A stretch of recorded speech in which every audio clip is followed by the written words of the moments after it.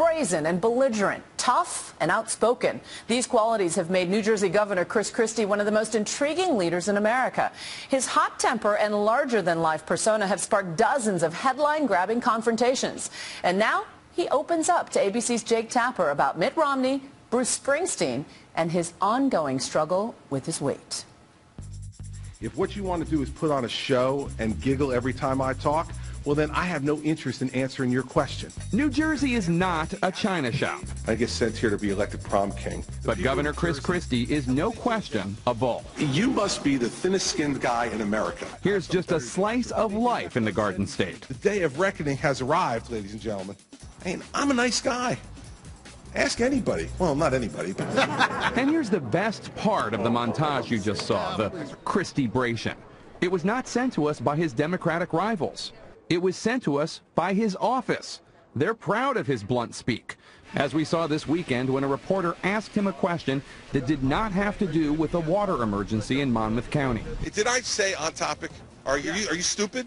On topic. On topic. Next question. Are you ever concerned that some of your rhetoric is too much? Well, the answer to your question is no. I don't worry about that. Sometimes people need a pat on the back and an arm around them. Sometimes they need a kick in the rear end. You have to be able to read that. Experienced leaders can do that, and I think I have the ability to do that. Christie's adversaries call that bullying. He makes a virtue of publicly battling the Democratic-controlled state legislature, especially over the state's budget. And even though the budget passed Friday, he called the legislature back over the weekend from their summer vacation to push a tax cut. Let's show our state we can work together. His rivals mocked him for being dramatic. I gave him 48 hours notice. That's what the law requires. Right. And we didn't start until 1 o'clock. So they actually had 50 hours. So, you know, they tend to get a little bit over dramatic themselves. Christie argues simply his style gets results. And to an extent, it works. He has a 56% approval rating in his state, though those who disapprove will give you an earful. New Jersey has some of the best schools in the country, and this administration has done nothing but lambaste us. Take teachers union officials, whom he's made his boogeymen. But Christie argues, hey, education reform passed. Well, we got a very good tenure reform bill, and if you get 2 years of partially effective or ineffective, you lose your tenure, and that's never happened before. It's one of the reasons Christie's become a conservative icon and is discussed as a possible running mate for presumptive Republican nominee Mitt Romney. Has he called you and asked you for any background history, any tax returns, any clippings, anything that he might just be interested in reading one day? Hey, I'm going to the lake for a like he's got a weekend to put his feet up, and I'm just wondering if there's any read the collected works of background material about you that I might peruse. Listen, any phone calls, I've made this pretty much a rule, any phone calls between me and Mitt Romney are between me and Mitt Romney. He's almost like your antithesis, though, as a politician. Tell my story. I'm also unemployed. Governor said I had to say it right. Morning, y'all. Just feels good being back in Michigan.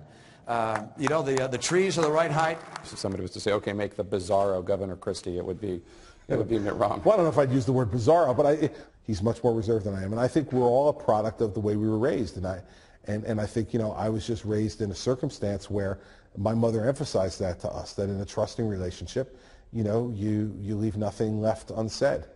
Does he need to do a little bit more of that, though? I think he does. And I think he knows that.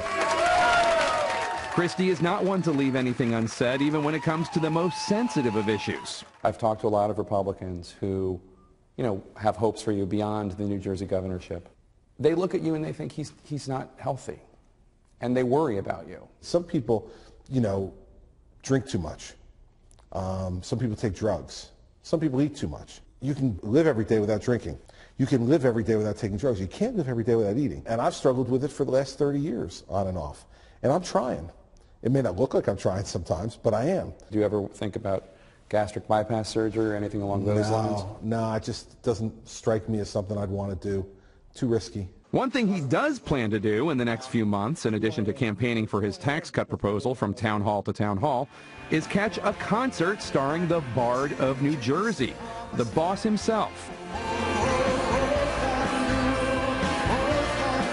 It will be the 130th Springsteen concert he'll have attended. What's your favorite? Thunder Road. Though Governor Christie is not Springsteen's favorite. because of his politics. I mean, listen, would I love to have a relationship with Springsteen? Any Springsteen fan would love to have a relationship with Springsteen. It'd be pretty cool. But I feel like I already do in some respects, you know, through his music and through what his music has meant to me from the time I was, 13 years old and Born to Run came out to today. Born to Run, Thunder Road. Sounds like a soundtrack for Governor Christie. For Nightline, I'm Jake Tapper in Trenton, New Jersey.